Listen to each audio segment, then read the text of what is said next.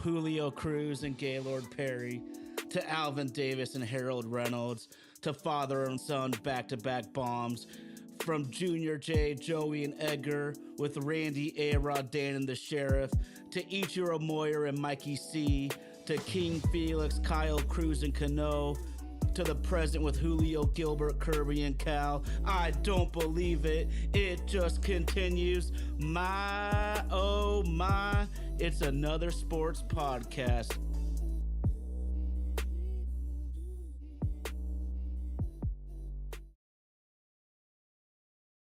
My, oh my, it's another sports podcast. And RG's already repping, already feeling fresh to death.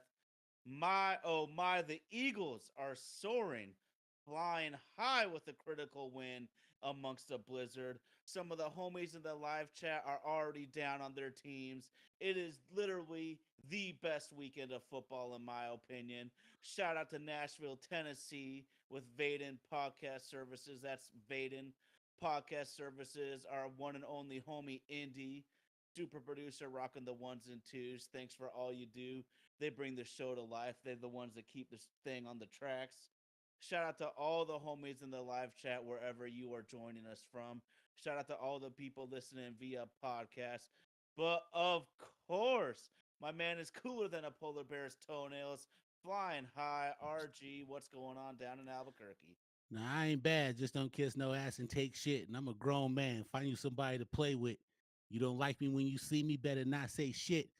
Cause I'll choke your ass out like Dre did that bitch. What a fantastic, phenomenal 2 days of football. Still got one more left. But you know what it is. It's time to go to work. No doubt, man. Well, we can go a lot of ways. Texas Power, I feel you, man. That's got to be really frustrating with how it went down in Kansas City. But top of the mind right now, RG, his favorite, his love, the Philadelphia Eagles, giant win. It was extremely close, competitive, down to the wire. But man, that old line and Saquon, Jalen Carter, big play Slay with some big time pass breakups. Give me your thoughts on this game overall, man. You must be thrilled right now. Man, what a stressful, wonderful, heartbreaking, gut wrenching, tear jerking, anal clenching, just run the full gamut of emotions today in South Philadelphia. And just so happy that my boys were able to come out on top. Got the snow globe game we were all hoping for. But Saquon Barkley, man, what? I get that Josh Allen's probably going to win it, even though Lamar deserves it. But of the three that are at the top of the list, Saquon Barkley is absolutely the MVP of the National Football League. No other way I could put that. So happy to have that guy. If you're the Rams, you hate Saquon Barkley. You hate the Giants as much as we in the NFC East do. But just what a phenomenal game, man. Injuries got us early. Losing Quinyon Mitchell, not being able to have that lockdown corner that he's been all year in his rookie year. At times, Rodgers looked like he was going to give up the cookies and let them rob the bank, but he stepped up and made plays when he had to. Jalen, of course, did not have another spectacular day and injured his knee as well too. But big time teams make big time plays when it matters, and we were able to get the W dog and just survive in advance. Absolutely. There's no room for style points. This isn't about covering someone's spread. It's about winning football games. Absolutely, man. And it was just so fun to see how cold it looked in Philadelphia. And one thing we always talk about, man, the explosive plays. Well, we think about in the passing game, but what if you can get the explosive touchdowns in the running game, which Philadelphia clearly did. Saquon ripping off one for 78, another one for 62. Jalen Hurts keeping itself on a quarterback counter with two pullers two of the best offensive linemen in all of football out in front of him for a 44-yard touchdown itself. I have said this before. There has been more creativity in the running game than I've seen in a long time recently in football, and I absolutely love it. Then you pair that with a quarterback that can run with Hurts, the best offensive line in football, and clearly the best running back, who maybe he's not MVP. He's had the best season of anyone in football. You put that all together, you don't need anything more than 150 passing yards to get the job done. And if you can't stop the run, I don't see any reason the Eagles can't take this all the way. Man, well, I'm not gonna count my chickens from my eggs hatch. You know, I'm not one of them type of fans. We are going to have our hands full next week with a guy who may end up terrorizing the National Football League for the next 10 years with Jalen Daniels. And it's a divisional game that just so happens to be for the right to go to the Super Bowl. And you've been watching football as long as I have, and you well know divisional games are the hardest ones to win. You know each other so well. Just oh man, still excited about the victory we pulled off today. Shout out to the Rams, man. Came and gave it everything that they had. They definitely had improved from the team that we beat back in week 12. Their young defense at times had risen to the occasion. I'm a Florida State fan when it comes to college football, so I love to see Verse and Fisk out there doing his thing. And unfortunately, Fisk got hurt, but Verse was out there wrecking hell, man. He was out there talking shit, taking names, whooping ass, everything that love to see a defensive player do. Just hate that he had to do it against my Eagles today. But again, just made the right plays when necessary. Jalen Carter is going to be a beast moving forward. That dude has basically put it on his back, was like, don't worry about it. I got it now. When Saquon scored, I'm sitting in the house yelling, ball game, ball game. And then the Rams went down the field in less than 2 minutes to get back within it and had a chance to win it at the end. And thank God for that Aaron pass on fourth down, or my move might be a little bit different than it was tonight. But all out great team win. We're going to have some issues with the kicking game, which is unfortunate because Jake Elliott had been so good for so long. And Mm-hmm. just to see him and Justin Tucker both fall off at the same time, a little frustrating. But again, got the job done. What more can you ask for? You got a chance to play to win to go to the Super Bowl. Hey, that's what we're here for. Let's take you to the live chat real quick. Thank you for rocking with us tonight. Texas Power Ranger, man, I'm depressed. Hey, Nashville sucks. Seattle sucks. Hey, man, if there's anybody that should feel bad, it should be you because you not only went into Kansas City and did the majority of what you were supposed to do to come out with the win. Unfortunately, the guys in the zebra shirts didn't see it that way. And we can start that conspiracy conversation here shortly. But yeah, man, it was a great week of football. The Eagles offensive line makes me so jealous, man. It's Lane Johnson is just Lane Johnson, the future Hall of Fame. Finding Jordan Mailata the way that we did, Lander Dickinson coming with that pedigree from Alabama, Jurgen sliding in for Jason Kelsey, and then to get the guy from the Jets, uh, Big 77, who no one really gave a shot to, and we didn't even really know what he was capable of until OTAs, and just being able to come in and man, there's times he gets caught downfield when we're running screens, but hey, you know, he can only stay 1 yard for so long out there trying to do his job. But no, we have a really good offensive and defensive line, and hopefully those guys get some rest, get some nagging injuries taken care of, because they're both going to have their hands full next Sunday at 3 p.m. Eastern time with the Washington Commanders. Tyson Baxter truly believed this year would be our year, must admit. You know, we'll get into that a little bit later. We'll chop up more about how the weekend went. Sunday Evening Media asked, "Is Sirianni still coaching for his job?" Now he's safe. He's safe again. He's safe again. The the team has performed well. What is killing me is Kellen Moore's decision making. There were times when after Jalen gets hurt, we're obviously in a position where we should be running the ball, and he called three pass plays to me that just didn't make sense. One of them caused us to give the Rams the ball back to have them come down the field with a chance to win it late in the game. But the defense was able to step up and kind of wipe out the offensive play calling mistakes. So the margin for error this time of year is extremely thin. Hopefully, it's something we can work on getting better moving forward into next week. Because next week's got to have it. And next week's definitely got to have it. And none of those mental mistakes, no lapses, no over faith in what can be done. Just stick to the game plan, dog. We're a running football team. That's just how it goes. I know AJ Brown is a mouthy, needy, devious receiver. He's worth his weight in salt, but run the ball.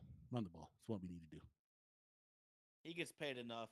To me, the pay is the respect, and then at that point, you gotta play to your team's scheme. And the Eagles are obviously going to be a run-heavy team right now for all the reasons that we both kind of laid out there already. But man, I kind of thought it could have been Baltimore's year too. But here's the bottom line, RG. You just said how thin of a margin it is between winning and losing this time of year. So the Kansas City Houston game, zero turnovers by either team. Fantastic job. But for any of the games that had turnovers, the team that protected the ball won the game 100% of the time. 100% of the time. So, first order of business is protect the rock. Don't give extra turnovers. Most of the punters are damn good nowadays. The punting, actually, we never talk about it, is actually gotten to an incredible level that I didn't know Oh, could happen until we brought in all these Australian rugby style dudes, and it's completely changed the game. But look at Washington +5 win, Eagles +2 win, Buffalo +3 win, and then for example, Baltimore had 143 more total yards than Buffalo, but three turnovers. Man, that's the difference. And Tyson Baxter's very first comment, Mark Andrews no longer welcome. That guy's got to be sick. He's been one of the best players on the team for a long time now, and he literally dropped the ball twice in the most critical of moments. That guy must be sick to his stomach, but it's really simple. One, two, and three on the list of priorities all the time, but especially in the playoffs, man. You got to protect that rock to give yourself a chance. absolutely, man. Absolutely. You're talking about yardage differences. Lions almost put up 500 yards of offense, but Hmm. 5 turnovers is hard to overcome. They got lucky once this year in Houston with Goff throwing 5 picks, and we even talked about that where um, one of the people rocking with us live in the chat brought up that it was their defense that bailed them out and not so much something that Goff did, and then he was absolutely right because then we fast forward to Saturday night and that you talk about a franchise who's thirsty and has been pushing and pushing and pushing. They're the number one seed. Home home game. You got the lowest seed possible. You score the opening drive touchdown with Jameer Gibbs, and then the Cole man just showed up. Jaden Daniels has talk about having no fear of the moment. That might be the coldest rookie that we've seen in a long time. Like no overexcitement. The lights weren't too bright for him. Just came out and did what he had to do. Preach. Lions got cute. Preach. Lions got cute. Tried trick plays that turned into turnovers. Just the most unfortunate time to shit the bed that the Lions absolutely picked, man. But again, that's why the games aren't played on paper. We got to get out there on the field and do it. You're a 9.5 point favorite at home. You got to come out with more sense of urgency to protect that rock. But that's kind of who they are. You know, Dan Campbell likes to be Dan Gamble and likes to take some risk and go for it. And last night it bit them in the ass. Hmm. And it bit them in the ass last year. I firmly stand that I feel the Lions gave the game away to the 49ers Mm-hmm. last year, being too frivolous on fourth down. And let's keep it real here, RG. We're not saying play scared, but there is a definite difference between being aggressive and being wasteful. There's a giant difference between going at it and being stupid, frankly. And dude, Jaden Daniels, you got to be kidding me. Like, and from a physical standpoint, clearly he's cool as it gets, man. this guy is Joe Cool Jr. without question as a rookie. But just a couple things on him. The guy is deadly accurate, and he's the second fastest quarterback in football. I mean, if he doesn't get hurt, this guy has everything it takes to have a Hall of Fame type career. I say this a lot, and people get me twisted at times, but you got to listen to the words.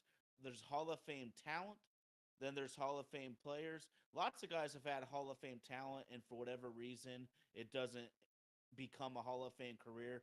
But so Jaden Daniels to me is clearly a Hall of Fame talent. We'll see where this goes because obviously it's only his rookie year. And then the other factor is I need my quarterbacks to play a ton of college football, man. Bo Nix has 5 years of starting experience. Jaden Daniels 4 or 5 years of starting experience. We need these quarterbacks to go through the peaks and valleys of college football before we can ever expect them to thrive in the NFL. And then look at the nightcap today. Josh Allen might not have been the limelight, but he grinded his ass off at Montana working on his craft. We know Lamar Jackson completely uplifted a school that's known for basketball and became the most electrifying college football player we have maybe ever seen. So props to Jaden Daniels, but just holistically, RG, I need my quarterback to play a ton in college because it's clearly, become a huge, and it always has been, but it's a huge factor on success or failure. True. Josh Allen went to Wyoming. He's a Mountain West Conference product. Same conference my Lobos play in. So that Oh, we got to get that one right. Shout out to the Mountain West, who has produced some athletes, even though we're a small group of five conference. Uh, even look at Jalen. Even look at Jalen. If your college experience rounds rounds everything together. I hold on. We'll get to that in a minute, Meredith Lifers. I got an interesting one for that. Um, I look at Jalen going through being in the championship game in Alabama, getting benched for Tua, having to come in and bail Alabama out the fire, realizing there wasn't room for him, going to Oklahoma, learning how to throw the ball better than what he did in his first 3 seasons at Alabama, coming in to do the work it took. And I mean, let's be honest, even though Kansas City got the win, Jalen Hurts outplayed Patrick Mahomes in that Super Bowl. absolutely. If we're coming to, where he outplayed Patrick Mahomes in that Super Bowl. So, like you said, to be tried by fire, one of my favorite sayings in life is pressure busts pipes or it makes diamonds. And to be able to be put in that pressure cooker and develop, that's part of the reason what's wrong with Anthony Richardson in Indianapolis. The guy hasn't played enough, hasn't been tested enough, and he's learning now on the job. And learning on the job in the NFL is a very hard thing to do. Even take your boy Johnny Manziel.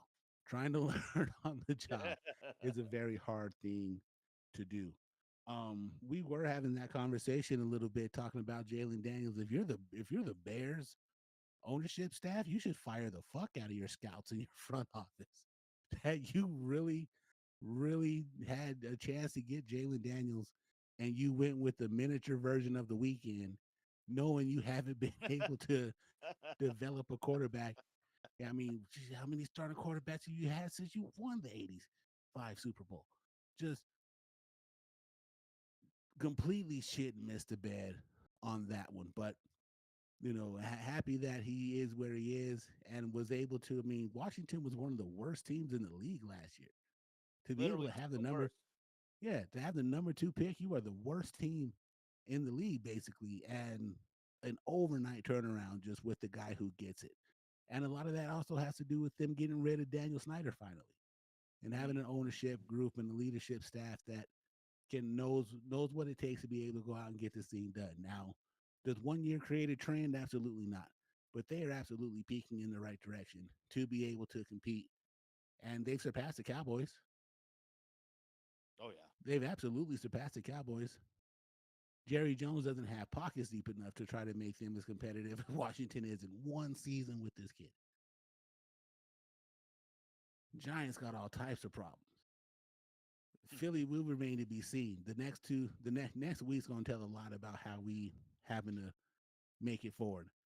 going through with where we're at as an organization. But shout out to Jalen Daniels, man. It's fun too.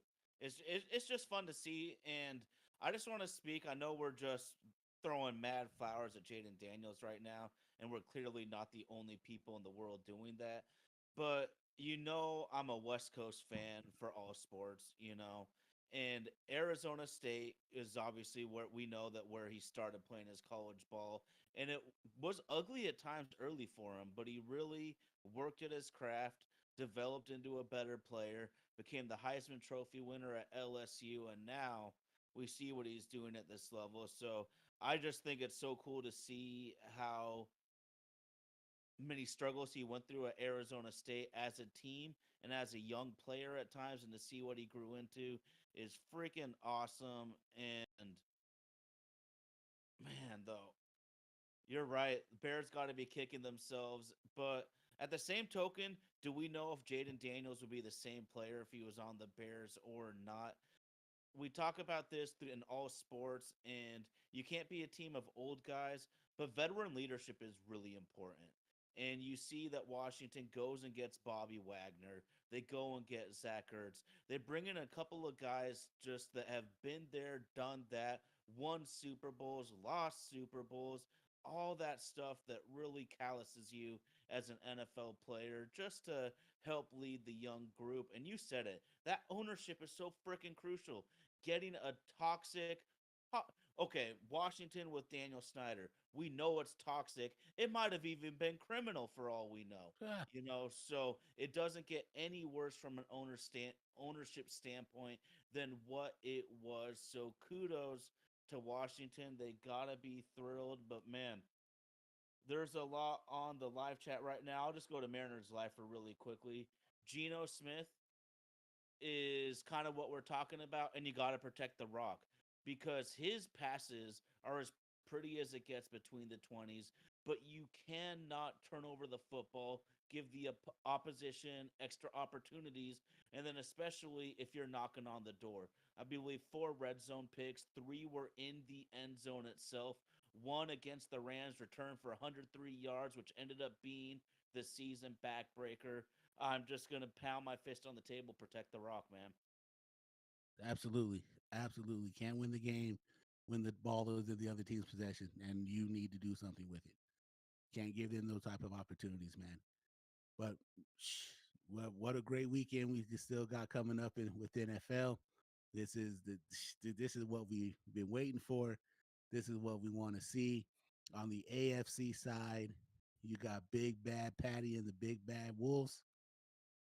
Have the Arrowhead Invitational, as Scott Van Pelt likes to call it, with the reason why they changed the overtime rules was to hopefully to get to see this game live up to this type of hype.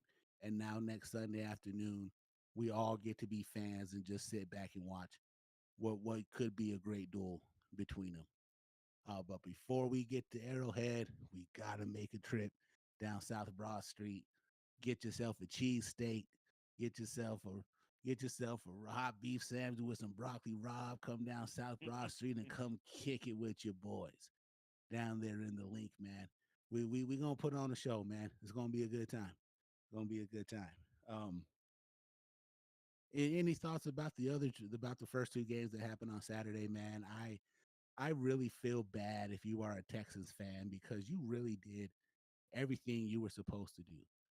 Everything you were supposed to do, and 2 blatant calls that should have not been thrown, extended drives, and put Kansas City in position to take advantage of the moment.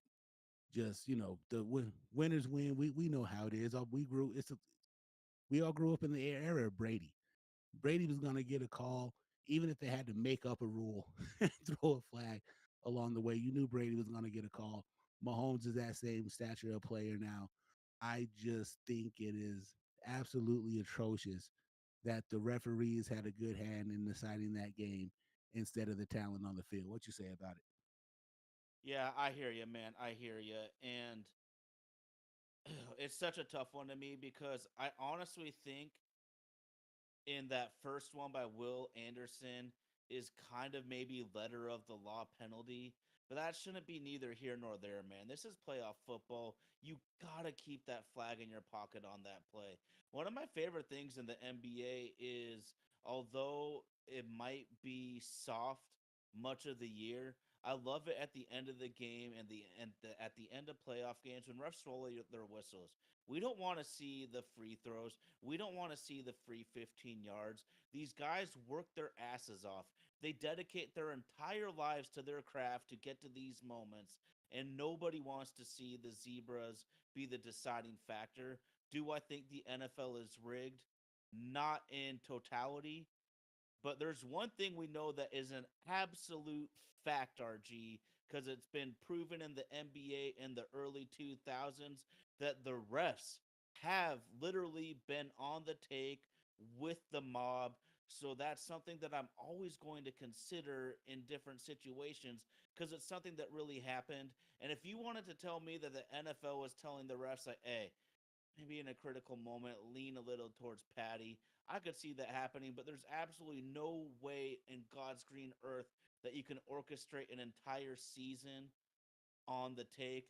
But we know what has happened and what's logical, that these things could possibly be in there. I'm also going to add, though, man, it's just soft penalties. It's just soft penalties, and I don't like them, whether they could be technically right or not. We shouldn't be calling those. But the kicker, Fairbairn for Houston, man. A kicker struggling. So basically, Texas Power, the season ends because of some shitty calls and your kicker. It doesn't get any worse than that. And also, you know my respect for Patty Mahomes. I have so much respect for what he's done in this league, but he's starting to bug the shit out of me, and this is why. It's not that he's getting the calls, it's that he's tiptoeing on the sidelines, trying to get the call in his favor. He is dancing around in the middle of the field when he should have gone out of bounds. When he's dancing around, that's when the two Houston defenders collided with each other, I might say. He got the unnecessary roughness penalty, but a lot of people are going to tell me, "Oh, a killer doesn't care about that." I don't give a shit. I do think that you're supposed to play sports with a certain level of sportsmanship, and it's not about patting the other guy on the ass. It's about playing the game a certain way. It's the same way.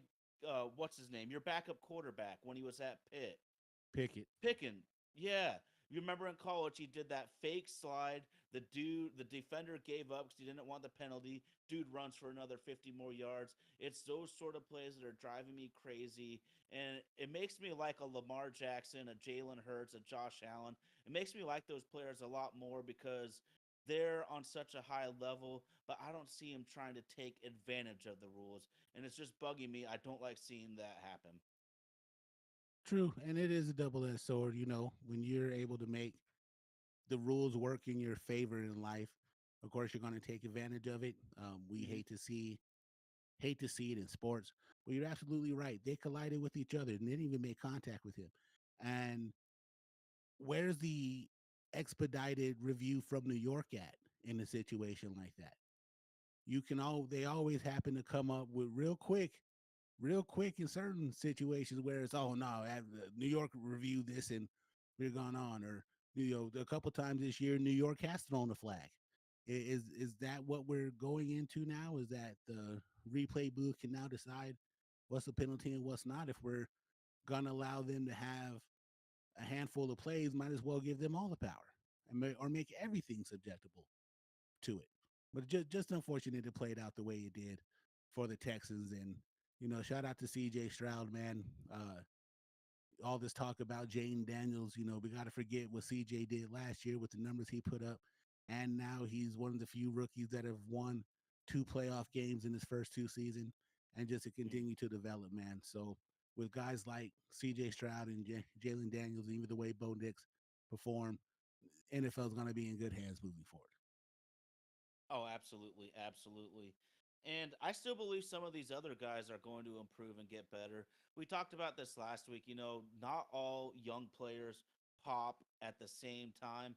I was thinking about that actually with the Ravens game. because Rashad Bateman has had a really good season. He had another really good game, and for the last few years, his label has been first round bust. Period. And he's come out. He's had a damn good season. He has earned the respect of his peers throughout the league. He's going to continue getting NFL paychecks into the future. So I just want, we can't always judge a guy immediately. I see, some of the homies in the live chat are debating about Drake May. And from everything I understand, he's actually played pretty well within the circumstances. But like I said, we can't make up our minds always right away on these young players. Most rookies aren't ready for the limelight, anyways. A great example for your team, the Philadelphia Eagles. Is it Nolan Smith, the edge rusher from Georgia? Yes, Completely different player year one to year two. absolutely. Absolutely. Last year, people were ready to give up on him, ready to ship him up out of town. This year, he's been the missing piece to get everything back together, man. Just absolutely giving a young player a chance to develop into what he absolutely could be in the right circumstance happened to pay off great for that guy. Playing in Fangio's system compared to playing in the system that we had last year, just and his confidence grew as well too. And I also think it helps that he's around the young core of the Eagle defense, that they're able to pump each other up and get in there and know what they're feeling and kind of go from there as well too, and that all started with us getting Jordan Davis. I know Jalen Carter gets all the pub, but even a guy like N'Kobe Dean didn't have a great Yep. first year as well either. And then this year, just the him and Smith just made tremendous gains, tremendous gains. Now we were, kind of ragging on Caleb Williams a little bit, but I just don't think he's in a system in Chicago that's built for him to be able to thrive. So no matter what it is that they do, I don't think that the environment is conducive to train him in the way that he needs to be. Now the guy has the talent. The guy absolutely has the talent, but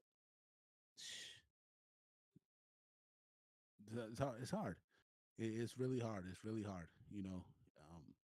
Again, we go back to a guy like Anthony Richardson, and he's not the only one that we can throw in there as well too. I like to harp on him a lot, but Jamarcus Russell had all the tools Hmm. to be able to do something, and that guy had less than a cup of coffee in the league. Hmm. And Mariners life honestly, for go ahead, go ahead. oh my bad. Mariners life for is 2025. We should have reviewable penalties. Missed face mask should not happen. Things like that. I think that they should open up the window a little bit on what can and cannot be reviewed when they go in and under that hood, especially if it is impacting the outcome of a game, like a missed face mask, which we had a couple times this year in Impact. You're a Seahawks fan. If they go back and review that face mask penalty that the Rams should have gotten called against the Vikings when they played in the regular season, that game may turn out to be another way. And if that game swings, Seahawks win the division. It impacted a lot missing a call like that, especially at the end of the game. But I am a baseball fan, and if you tell me that we're going to robot umpires in baseball, I'm flipping over a desk and a table. Like, nah, hell no. We need that idiot back there screwing up the game because that's just part of the game. So again, it's a double edged sword. But yeah, I guess what I don't understand is what falls under the letter of what's allowed to be expedited reviewed by New York and what's not. Hmm. When it's just clearly obvious. When it's clearly obvious, I guess it is the case there. But Hmm? I think also we were talking about letting young guys grow and whatnot, and especially when it comes to quarterbacks, you were talking about Richardson, Jamarcus Russell. I also think we need to put the onus on teams for making shitty draft picks that high, though. True. Like, you know, we have such high expectations when a guy is drafted so high, but you're the one that has been telling me that Anthony Richardson played not even like a season at Florida, and so he's basically a high school quarterback to a certain extent. coming to the NFL. Is there any reason a guy with that amount of experience should be drafted in the third spot? Was there any reason that Trey Lance, with one game played in 2020 COVID, should have been the third pick of the draft? So we also need to put the onus on these teams to make responsible draft picks, because not only does it hurt your franchise, the coaches are going to get fired, but it's also not good for the young man either. So this is why I love to look at the whole big picture, because lots of times you got Jamarcus Russell lying about watching video, sipping on the scissor, that sort of thing. But the teams also got to be responsible themselves by making solid draft choices. And I know it's easier said than done, but boy, do teams reach so hard for quarterbacks. We close our eyes and believe that two at the club is actually a 10, and we hope with all our fucking might, man. I ran a club when I was in my early 20s, and we used to call it getting hypnotized by the spotlight, by the strobe light. Strobe light going off, man, and you in there. Uh, my buddy Brent, for instance, he dancing one night, and we're all kind of just sitting there, just looking at him, just giving him the,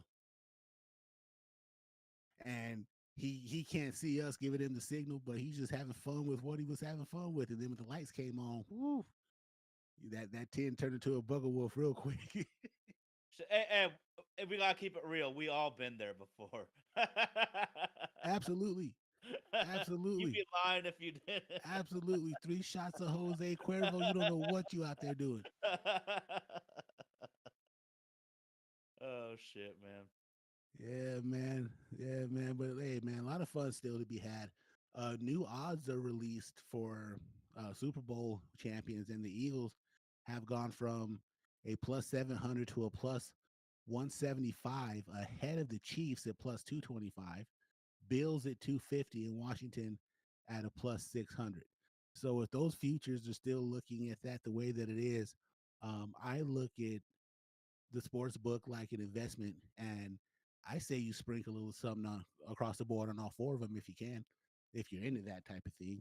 I say you sprinkle across the board on all of them and just say let the chips fall where they may. I would put the heavier amount on the lower odds and then the lighter amount on the higher odds, and just kind of let it see where it gets. And as long as you can make more than what you put in, hey, you winning right there. But those are still some pretty good odds considering we're down the championship weekend and no one's at a minus favorite. So, again, if Mm. that's your kind of thing right now, take a look at the future for the Super Bowl before we get to next week. I think that's pretty spot on, though, man. Could you really stick your chest out there and definitively say that you think there is a major favorite for these final four? To me, I could make a reason that each one of the last four could easily win the last two games of the year. Absolutely. Absolutely. That's why I had to put the phone down and not get caught up in the Eagles Bleacher Report page. Just a lot of guys already looking forward to February 9th. And I'm like, dude, we still got a game to play. And I know what they're looking, the reason why they're looking at it that way. Because if you take a look at how the game was going before Jalen got hurt, it should have been a boat race. Mm. But Jalen got hurt. Pickett came in. Yeah, he scored a touchdown on the first drive. And then we were living and dying with how accurate that Elliott was or was not all game.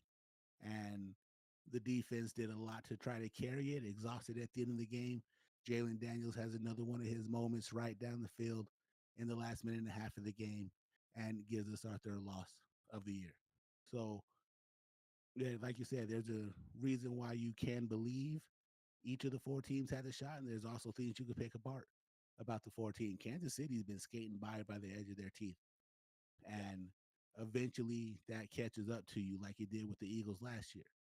It catches up to you, and just it's going to be exciting, man. No matter how you slice it, man, it's going to be fun and exciting moving forward in the championship weekend.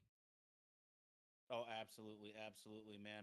I just is Josh Allen gonna be his era's Patrick Ewing? Patrick Ewing just can't get out of the Eastern Conference because some dude is just going back to the chip every freaking year. Certainly a Well, possibility. for him to be Patrick Ewing officially, he'd have to make it once and then run into Hakeem. Oh, that's right. Good point. I forgot about that one. And never mind, they made it back too, didn't they? Yeah, with and they the made it back in Latrell '99. Sprewell, Allen Yep. Houston. Okay, Hmm. oh, I'm tripping. Then he's got work Yep. to do to even get on that level. My bad. Bad. Absolutely. Absolutely. He's got some work to do to get on Patrick Ewing's level.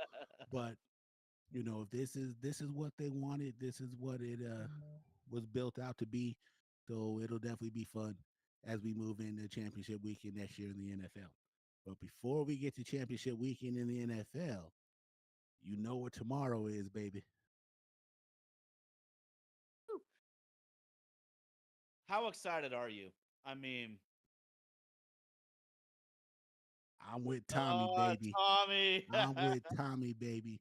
Be drinking Jameson, and Guinness all day. We rolling with the Irish tomorrow for the CFP. Now, I'm gonna be realistic. There's a huge part of me that just the way Ohio State has just been performing on offense. Just it's gonna be real tough. The Tommy world is coming now with the united. fire. He's right. He's absolutely right. He's absolutely right. I am rolling with the Irish tomorrow. I cannot live in a world where the Buckeyes win a college football championship. To me, they are the Dallas Cowboys of college football. I can't take it. I can't take it. I'm a Florida State fan, and I don't have any geographical reason to hate Ohio State. Just I can't stand a Buckeye championship. I think what it really goes down to is the way that the 2002 game between them and Miami played out. Yeah, I Because see that that. absolutely was not pass interference. Absolutely was not pass interference. But I know our producer's pumping me up right now. I don't need it. But absolutely, that was not pass interference. And I'm just sick. I'm just sick of that ugly symbol. I'm sick of that red O. Um, I know what it is too. My former boss when I worked for the airlines is an Ohio State graduate, and just every time she come in the door, just bumping that Ohio State shit. But it should be a good, exciting matchup tomorrow, man. What are your thoughts? I'm pumped. I'm pumped because both teams really stand on defense and running game in an era where we clearly know that quarterbacks are always the star. Quarterback's the most popular person in all of TV right now, if you look at the ratings. Mm-hmm. But both these teams have more of a game manager plus. I'm not going to say they're Ken Dorsey out here necessarily. Speaking of early Miami teams, but they run the ship, and I could never ride with Notre Dame, and part of that is one of my best friends has always had a hard on for the Fighting Irish. But I was taught that in my family we don't cheer for private schools, and I never liked Notre Dame because they think God is on their side, and that really has always rubbed me the wrong way. But of course, the giant Touchdown, elephant in Jesus the room. is Yeah, like a get thousand out of feet from the here! stadium. What? Jesus Ugh. got they back, man. He makes a special appearance every Saturday on NBC during football season. What you talking about? Oh no, no, no, no. God is not on a football team. He is there to try to make sure all of the players come home safely. That's why he's there, and I'll. It just makes me crazy. But ooh, Ohio State, man, they really put it together this year. And to me, I would compare them more to the Dodgers because the Cowboys have not won a championship in the last 30 years. The Buckeyes got two in this century, just like the Dodgers, as well as they should, because they have the resources to be in the mix every year. And Lord knows they have way more disappointments at the end than triumphs. So that's my comparison there. But food for thought for anyone that might not have known, three prominent starters for the Ohio State Buckeyes or from the great state of Washington up here in the Pacific Northwest. Emeka Egbuka is from Steilacoom, Washington.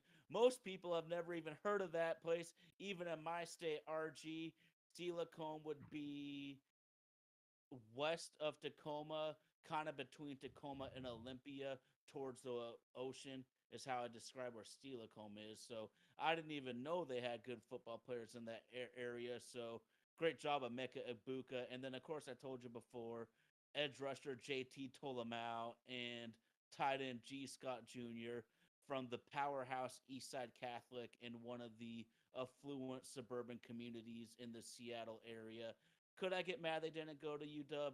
Yeah, but when they were all being recruited, the program's in disarray, and the bottom line is you got to do what's best for you and your family. So I ain't mad at that. If Ohio State came knocking on my door because I was that good when I was a teen, I might be dipping out too. So So the what you're cheering for saying the Northwest. is that you can't cheer for a private school, but you could cheer for two kids who went to private school in Washington that play for Ohio State. Is that what Yeah, I'm hearing? that's how Is convoluted that what sports I'm fans make hearing? it out in their brain, man. Just I mean, crisscrossing the you line. know how high school sports are. They don't recruit, but somehow these kids that couldn't afford to go to all these high schools somehow end up there. Tay Williams, look at the chat. Tay Williams agrees with me, dog. What is you talking about? What are you talking about, man? It's snowing. It's snowing in two different directions in your house right now. Is what you're trying to tell me, Ovi? It'd always be snowing in different directions around here. Jeez, We haven't even seen any this year, thank the Lord. jeez, jeez. Nah, we. What it is Tyler believes in happy wife, happy life, and so he can keep getting that good food made. He ain't gonna piss off his wife and sit here and ride with me on this Ohio State hate just because she might or might not be monitoring this podcast. Well, shit, and not when my team's 500 and didn't get a single road win. Holy shit, bro.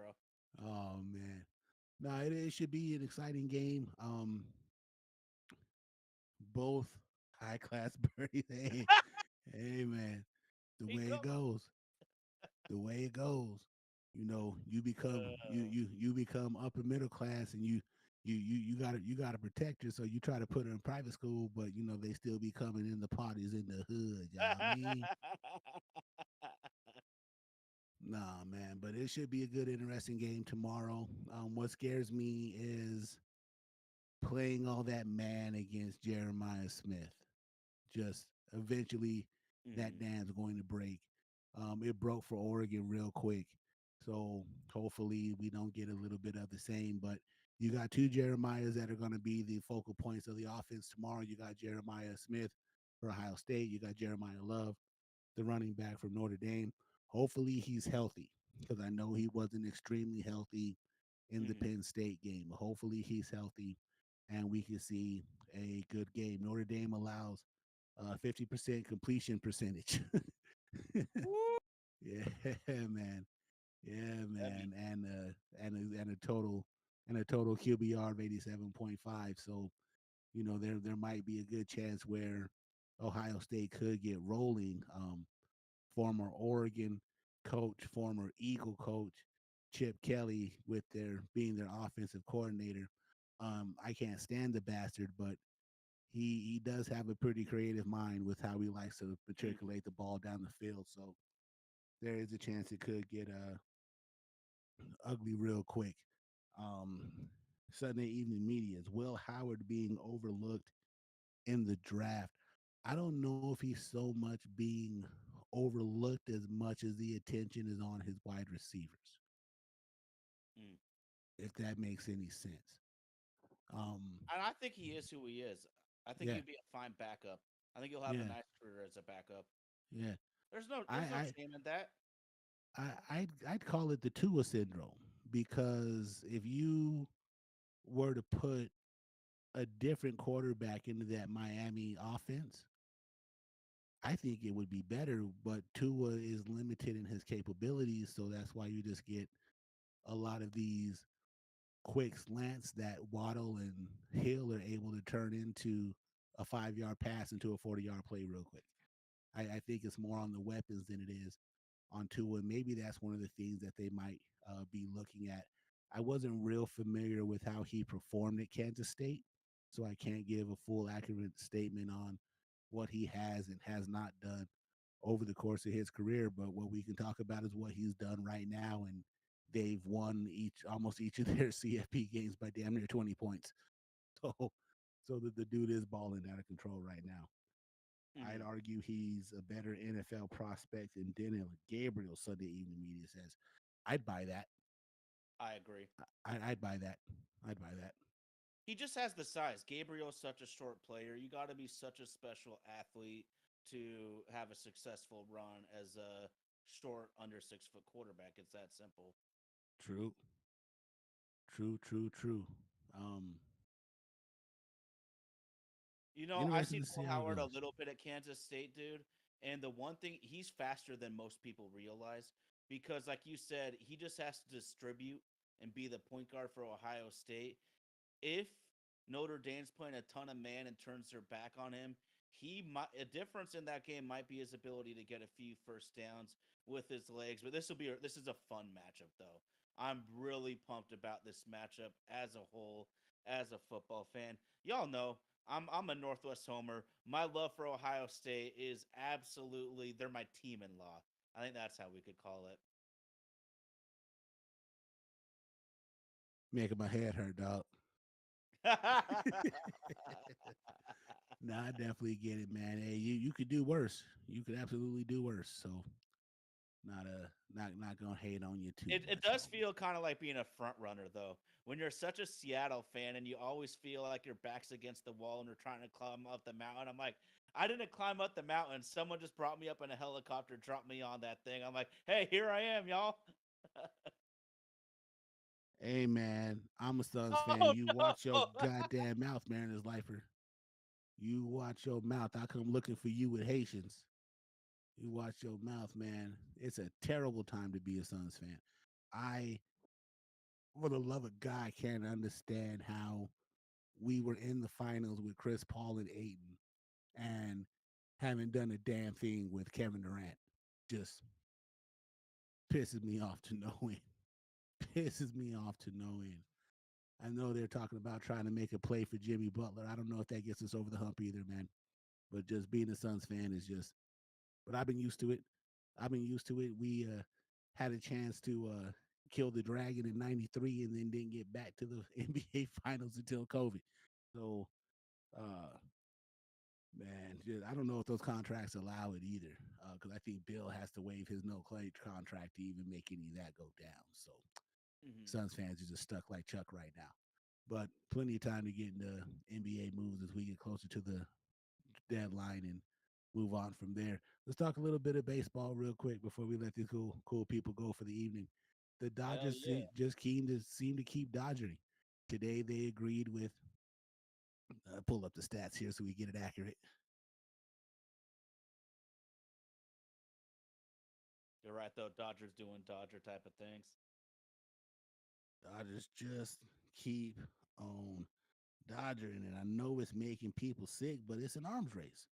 It's really an arms race, and how can you be upset at the guy who has the capability to go buy the guns and we just sit down and don't do anything in the meantime to try to do anything uh, as Mariner fans. So we'll start off with the big fish that they signed. Roki Sasaki earlier in this week made an agreement to come over and join Shohei and Yamamoto and create a power dynamic there. Uh, Trying to see if I can see the number that he signed for, but as far as the stats go, I mean, he posted a 2.35 ERA over 111 innings in a league with a 3.04 aggregate ERA with a 7.1 strikeout rate. And we did get to see that guy perform during the World Baseball Classic. And just to add to the murderers row pitching staff that they are going to have when the season opens is just. I know a lot of people are screaming that there needs to be a cap and they got to do something about it. I say if you want to do something about it, spend the money to go out and compete with them. Why should why should the guy who has the Ferrari go buy a Honda because you can only afford a Mitsubishi? Why should he do that? Then this morning A before lot of teams are just pocketing. A lot of teams are just pocketing the money, absolutely.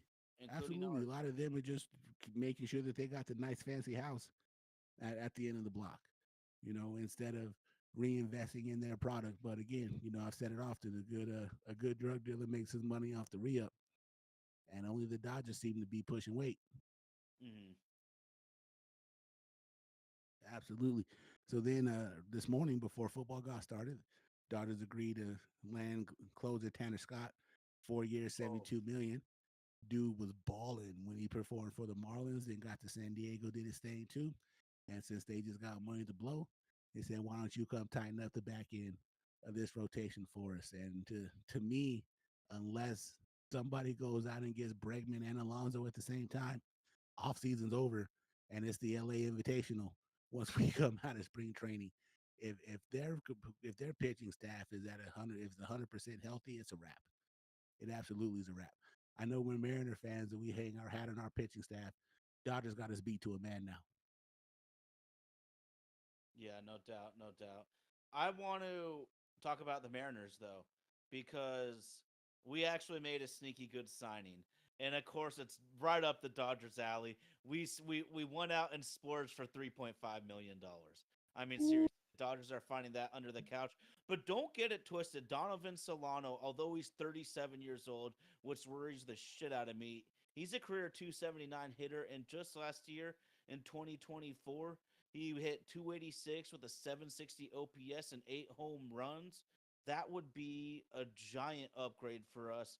And one guy we've been throwing around that we've wanted for a couple years now, Luis Arias, they actually had the exact same war last year. So for whatever that's worth, this is actually a sneaky good signing. But of course, it made me crack up laughing. Typical Mariners fashion. We trade your boy cash considerations for Miles Masterboni, who just dominated in 2024 with a 194 average and a negative point 0.3 war. Mariners getting guys that are worse than an average player, average minor leaguer. That's what we do up here, baby. We couldn't even get the 2 a.m. at the club when the lights was coming on. We had to go to Waffle House and get the cookout to back at 4 a.m. to make up for is what the hell are we doing? And yeah, Donovan Solano's a good sneaky signing, but does that bridge the gap for us? Does a 37-year-old is that 37-year-old gonna help help get us to the brink of finally breaking Houston's stringing hold on the division? hmm We had to pay for the absolutely Sunday evening media. That's what we out here doing. We're not only pimping in the parking lot, but we pimping in the geriatric parking lot. I just want to comment on Tyson Baxter wanting a salary floor and cap. It's coming because the CBA for the players union in Major League Baseball is going to come to an end within the next year or two, and a vast majority of the owners hate what's going on with the Dodgers and the Mets and the extreme wealth of some teams and how other teams have to budget so carefully. I'm not saying it's right, wrong, or indifferent, but there's likely going to be a giant battle in terms of the negotiations on the next player contract with the owners of Major League Baseball, and it might get ugly to the point where lockouts, strikes, owners fighting owners. This one's going to get ugly in terms of economic fighting. So it'll be interesting to see, and I wouldn't be shocked at all if there's a floor and a cap. And I think that's why the Dodgers are looking ahead a couple years and spending so much right now because they might see the end is near, and also why they're getting so many players to defer money so they don't have to just have a fire sale on all of their guys when all of this shit goes down in these negotiations.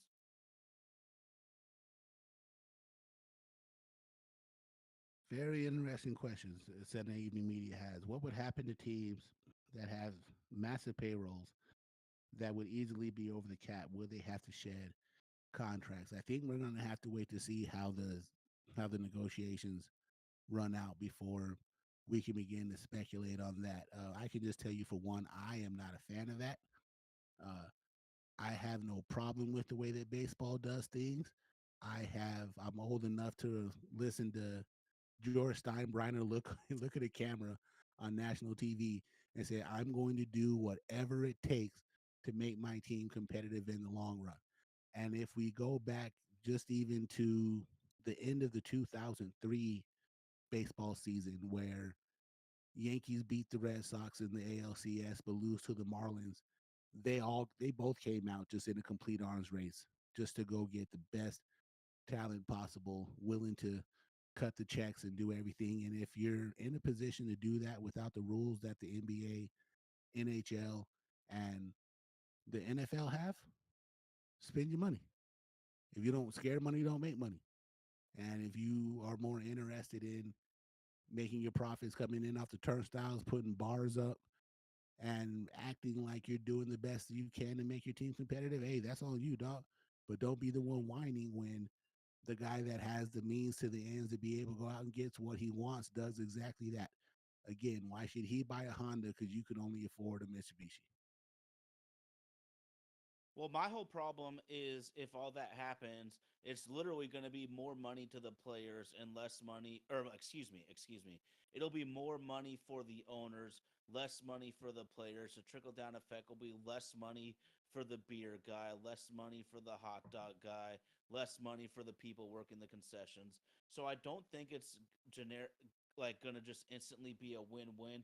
Also, Sunday evening media is asking, are they going to shed contracts? They would have to grandfather this whole thing in, but it would be really interesting. Some teams will have to make a lot of crazy decisions. And RG, let's just go back to the early 90s really quick, early to mid 90s, and the NFL.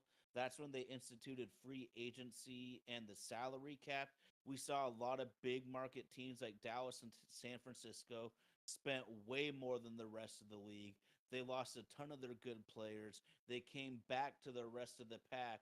And an unintended consequence that happened then was the Jacksonville Jaguars and the Carolina Panthers had great starts to their franchises when most teams, you know, suck in their first 10 to 15 years, but they were there because they had no player payroll yet, and they just picked off every single good free agent, and they were able to have playoff quality teams right away.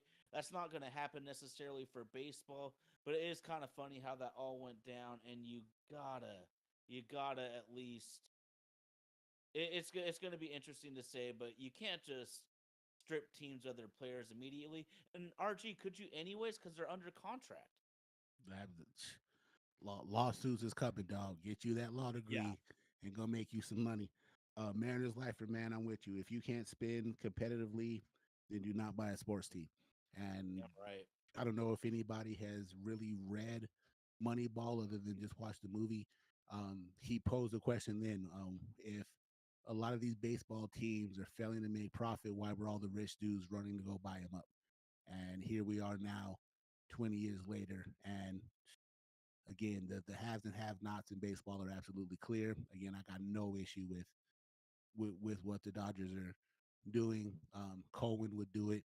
Steinbrenner would do it. Just keep up until they change the rule. Keep All up. right. And we're Yes, and sir. we're diehard Mariners fans, bro, and Mariners lifer. I wonder who he cheers for. But the bottom line is this year the Mariners were ninth in total revenue, and as we stand right now, we're 18th in player payroll. That doesn't add up. If we were roughly the same, if we were about ninth and ninth, I wouldn't say anything. But when you're the ninth in gross revenue and you're 18th in player payroll, that's some bullshit the fans shouldn't have to stand for. But we don't cut the checks. We don't get to make those decisions. But I'm still pumped that baseball is around the corner. And there could be another big move for the Mariners because it looks like guys like Bregman, Pete Alonso, and Anthony Santander might be looking for short-term deals because they're not feeling the long-term deals that they were hoping for. And this has actually worked great for a couple of stars recently. Carlos Correa and Blake Snell both signed prove it short deals. And then in the off seasons, after proving themselves yet again, they got the gigantic deals that they were looking for. So it might be a path for the Mariners. And I've always said, I know who don't give them 300 million. Maybe what if we give them 30 million with like a player opt out for the next couple of years? Bring in someone as significant so I don't have to talk about a 37-year-old fucking big leaguer, dude. Yeah, Tay. Hate to break it to you, dog. hate to break hate to break it to you, dog. But yeah, man, they was letting that boy have a little bit too much fun when he took the team over and got rid of Landry and my uncle off the coaching staff. Had a little bit too much fun. Tyson Baxter, I wish my O's would trade a young bat for one of those big bat arms in Seattle. You know what is going to be the issue with that is the return's not going to be as even as you think. Mm. The return wouldn't be as even as you think. And we just got some issues in Seattle. What we need to do is be willing to break bread with some of our prospects. Up until Damn we're right. willing to do that, I think we're just going to be hovering over the runway, waiting for an opportunity to land. And hopefully, we get to that point sooner than later. Shit. But those prospects might get them that 54%.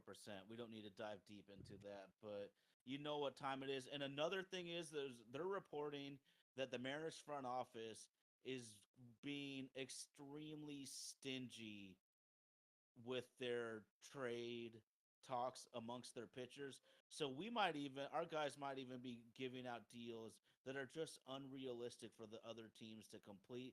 And if that's it, it takes two to tango. And if we're out here being dicks in the business world, that's not how you get those handshakes done and these deals finished. Grandma used to always say it's easier to catch flies with honey than vinegar. But what does she Amen. know? Right? Man, so Grandma it's been always knows best, man. always knows best, man. So let's kind of put a cap on this whole thing, man, and have a little bit of fun as we rock forward with this. We all know we said it already. I'm rolling with the Irish tomorrow. Tyler has no choice if he wants to maintain his marriage other than cheer for the Ohio State Buckeyes. Championship Sunday, a week from today. Tyler, give me your picks on who is going to make the trip down to Nolens for Super Bowl 59. It's gonna be the Bills and the Eagles. Tyler's rolling with the Bills and the Eagles. You could tell by the hat I got on who I'm cheering for to come out the NFC. Um, Probably an unpopular pick, man, but up until the Eagles are eliminated, the only other team I want to see win the Super Bowl is Kansas City. I'm a fan of history. We've never seen a three-peat again. And I'm an old school wrestling fan, and I believe in the words of Ric Flair. In order to be the man, you got to beat the man. So if you're sick of the Kansas City dynasty, then someone has to run them off the field. And I think of the three teams left to be able to have an opportunity to do that, Gang Green will be the one. I got us. I got us in a tight victory, getting by Washington. I got Kansas City sneaking by Josh Allen once again, and on February 29th, we get the rematch to 3 years in the waiting, dog. Eagles and Chiefs in Super Bowl 59. Uh, yes, sir. Mariners Lifers with me. Chiefs Eagles rematch Sunday evenings with Ty Eagles Bills. Tommy Commander Bills. I want the Eagles, but I think Washington does it, and we have our first ever rookie quarterback starting the Super Bowl again. If it's not the Eagles, I'm down for history, man. So I'm not mad at that pick at all. Let's see if I can get him to send me what he thinks. Super producer Andy, who you got, man? Let us know, brother. You could send it over the text if you don't want to turn on your mic. I get it. Uh, but yeah, man, a couple real good schedule coming up. Um, Also know there's another event going on tomorrow. Again, we don't harp on that. Had the chance to give your opinion in November. Um, but he is now the commander in chief, and you ain't got no choice but to respect it, dog. So let's just hope for actual work being done as we move forward with it. Chiefs and Eagles, baby, let's go, let's go. Also, tomorrow is a celebration of Dr. Martin Luther King's birthday. Remember the work that he's done. I like to call for a day of action. So if you can impact the life of somebody somehow, it doesn't even have to be financially. You got some old clothes laying around that you don't wear. You got some old appliances somewhere around. Take them to your local Goodwill or whoever does that in your neighborhood and just try to help make somebody's life better, man. Any last words you got for the people, Ty? Yeah, it's funny you brought that up, but huge shout out to Martin Luther King Day. Obviously, I'm not an African American myself, but clearly I have no ill will towards any people for any reason other than if you are a terrible, shitty human being. And to me, MLK Day is just a time for us to reflect and realize that the differences are what makes this world so great. And although there's been so much division, especially in the history of our country, especially, I mean, the 1960s is only 60 years ago. We act like that's back in the revolutionary time period. The civil rights movement is actually just in the rearview mirror when you really think about it. So just remember about all the differences in our communities, but that's what makes this place such a great place to live. And on that, I saw a really cool thing with the LA Dodgers to tie into Martin Luther King Day with some sports. I sent these guys a meme that Joseph Dang, a young man from South Sudan, was signed by the Dodgers, the first ever human being to be signed to professional baseball out of South Sudan. 6'7" pitcher with 95-mile-per-hour heat. Oh, Tommy, I'm divided, man. I'm a standout here on my own then. Buckeyes for life. But no, seriously, um, I just wanted to say that was really cool by the Dodgers. And if people didn't know, the Dodgers as a franchise have always been on the forefront of signing minorities of any type, from Jackie Robinson, Fernando Valenzuela, Hideo Nomo, Chan Ho Park, and Kim Ong, a Korean American woman who was risen to the top of the baseball executive ranks. The Dodgers have always been on the forefront of getting baseball to be as inclusive as a sport as we possibly can.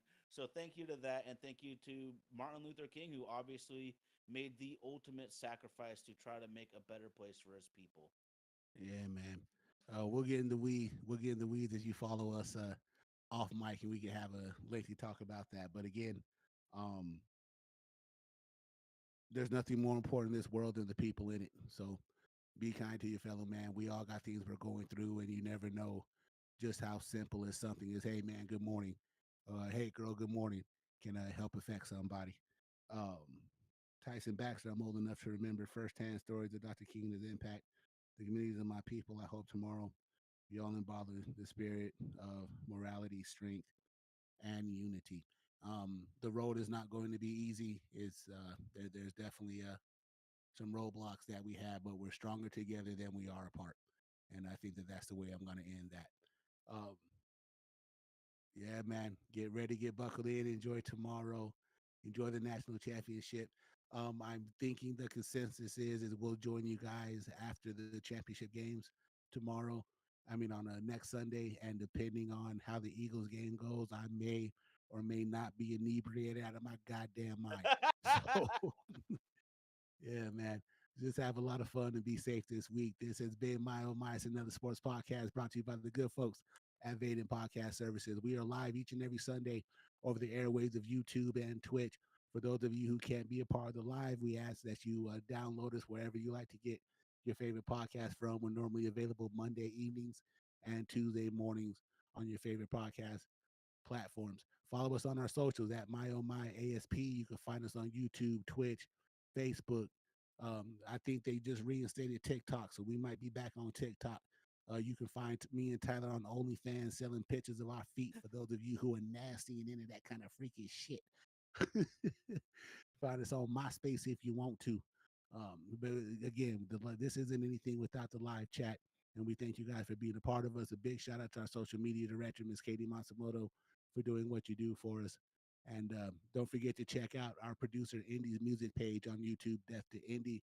Boy's got some good tracks. Give him some likes, subscribe, and see what he has coming next for you. Coming from Little Lake Stevens, Washington, that's your man Ty Talks 24. Indy, super producer, all the way from Nashville, Tennessee, with Vaden Podcast Services. I'm the number one Eagles fan. You know your boy RG, coming from the 505, the Cinco Cero Cinco. We'll see you next Sunday, each and every week, right here for My Oh My. It's another sports podcast.